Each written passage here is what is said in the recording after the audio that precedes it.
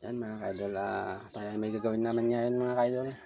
Ito yung gamit pala natin na healthy. Galing to sa labas mga kaidol. Ito yung malaking battery niya mga kaidol. Nung nasa Abu Dhabi pa ako. Ayan. Isang motor ang kantidad nito mga kaidol pag binili mo. Ayan. Ang gagawin natin yun. Ito yung supply ng aircalan, ipipix natin dito sa may wuling kasi palaging nababasa dito. Ayan yung aircalan mga kaidol, pang emergency lang. Ayan. Ang battery nito ay ang pakalaki ito mga kaidol. Ayan o, 5.2 each. 5.2 each yan.